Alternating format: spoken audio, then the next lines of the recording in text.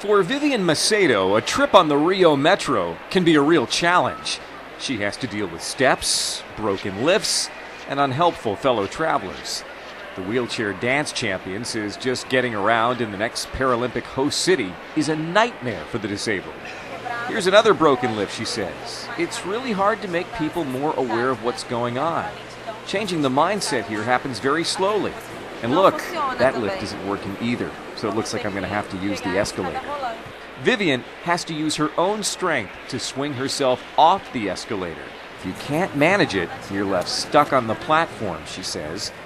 It's not just underground that Rio isn't well adapted for its disabled residents. Out on the street, Viviane has to deal with potholes, steep slopes, and high curves, a real obstacle course. In theory, half of all of Rio's buses are adapted for wheelchairs. The reality, she says, is different. Well, I've been waiting for half an hour and finally a bus has stopped for me. But its wheelchair lift isn't working, so I can't get on, she says. The bus company should be punished, says this passenger. They should get a huge fine. Disabled people have rights. They should be respected. I can't believe this isn't working. Disabled cariocas are starting to make their voices heard. Teresa Costa de Amaral heads the Brazilian Institute for Disabled Rights. She says even Brazil's celebrated Paralympic champions come home to find they have little or no support. Sometimes Brazilian Paralympic athletes can't even feed themselves. It's not rare to see them participate in a competition abroad, come back with glory, and then find themselves not even recognized as ordinary citizens, she says. Brazil won 43 medals in a strong showing in the London Paralympics.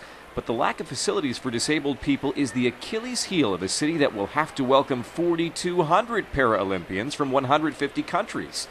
The Games are putting us under pressure and highlighting the problems we have, says Rio's mayor, Eduardo Paes, reminding us we can't be proud of the state of our streets or the lack of access for the disabled.